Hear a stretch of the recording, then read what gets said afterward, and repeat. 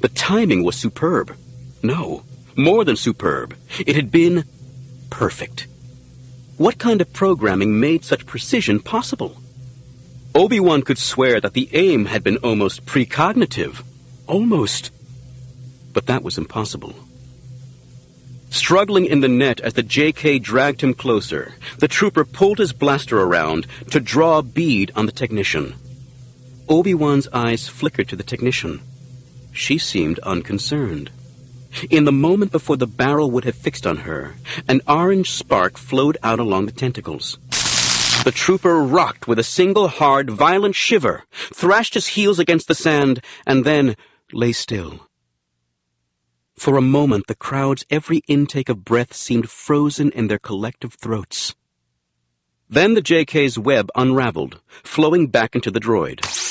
The trooper groaned and rolled over onto his side. Another moment, and he levered himself to his knees, wobbly but unharmed. Another trooper helped him retreat beneath the arena wall's curved lip.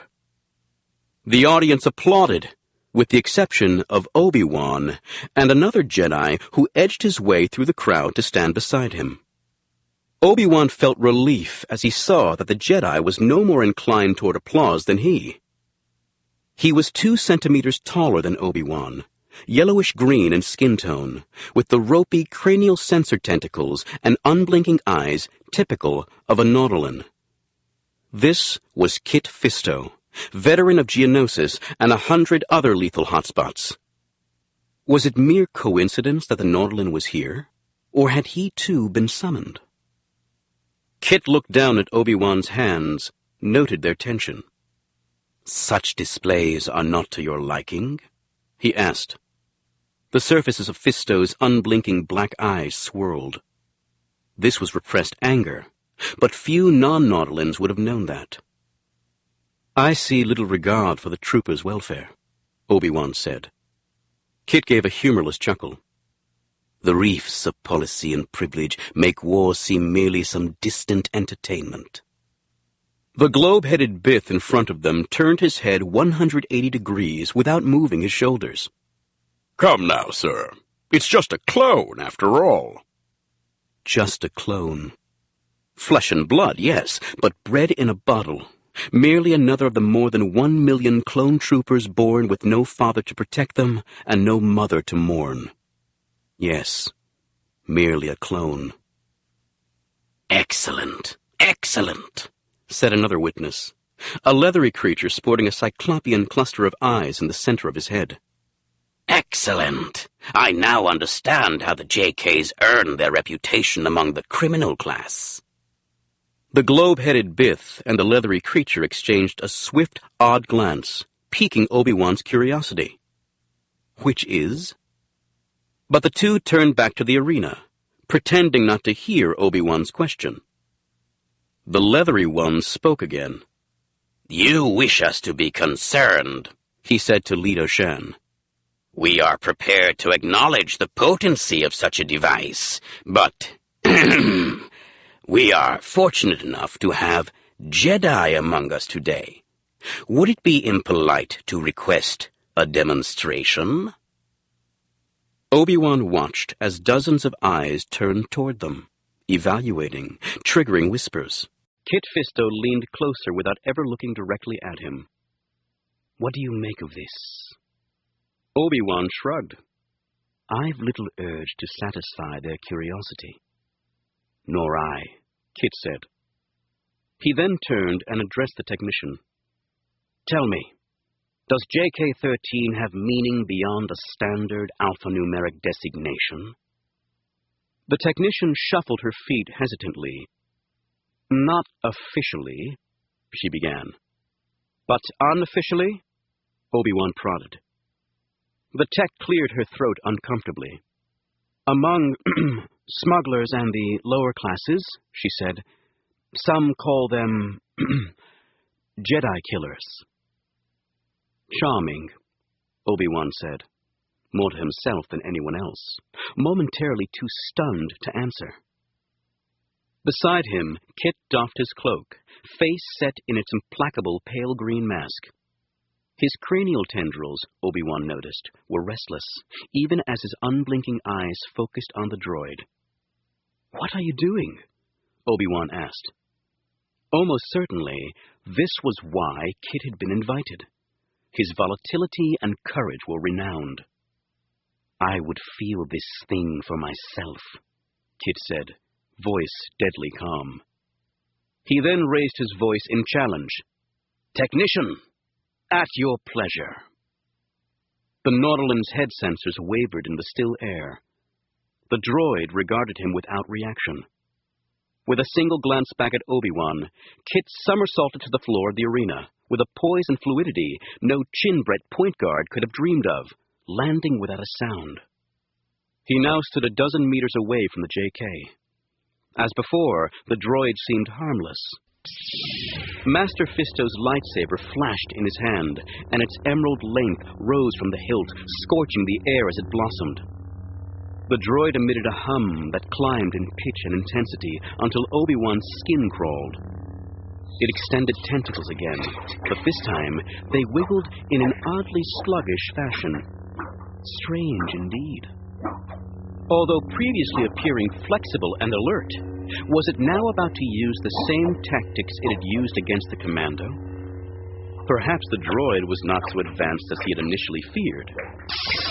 Kit's lightsaber swatted the first tendril from the air with contemptuous ease. Warning sirens howled in Obi-Wan's mind. The tendrils were only a feint. Where, then, was the real attack?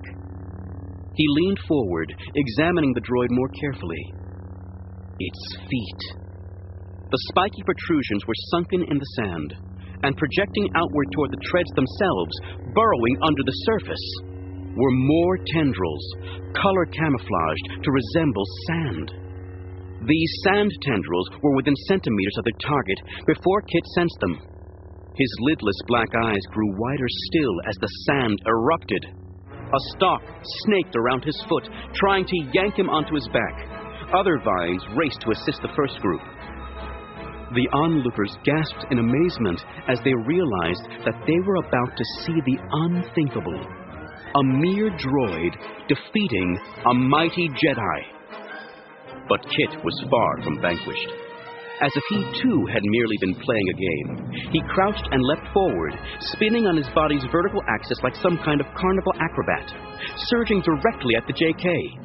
He rode its yanking motion instead of fighting it, slipping between the tendrils, the Nautilan's sense of timing faster and more precise than conscious thought. Whatever its powers, the droid had not anticipated such an assault, nor could it adjust in time. It released him and retreated up a step, all tendrils lashing at the Jedi. Kit's lightsaber rained sparks. Tentacles flopped onto the sand, some of the larger pieces twitching more like separate creatures than severed limbs. The Nautilan hit the sand, rolled, and bore in again instantly, his face tightened into a fighting snarl. Now the JK battled at maniacal intensity. Again and again the tendrils lashed at Kit's head. Had Leto Shan failed to give the droid proper inhibiting commands? If so, and the gleaming monstrosity had a single opportunity, it would slay the Nautilan. But Kit had entered lightsaber range. At this more intimate distance, the droid was at a disadvantage. Now Kit was the predator, the JK reduced to prey. Kit's emerald lightsaber blade was here, there, everywhere, unpredictable, irresistible. The spinning energy discs no longer absorbed the strikes. Now they merely deflected them, sparks raining in all directions. Kit accelerated into a blur of motion, complex and rapid enough to baffle even Obi-Wan's experienced gaze. The Jedi's lightsaber wove between the energy shields, descending on the JK's housing for the first time. The droid emitted a painfully thin shriek. Its gleaming legs shivered. It collapsed to the sand. It twitched, struggling to rise, and then spilled onto its side, spewing smoke and sparks.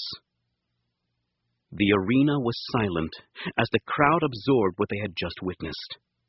Doubtless, some had never seen a Jedi in full action. It was one thing to hear whispered stories about mysterious temple dwellers. Another thing entirely to see the almost supernatural skills for oneself. But there was another aspect of the affair that most eyes had missed. A strange phenomenon that had manifested first with the trooper, but seemed even more pronounced with Kit Fisto.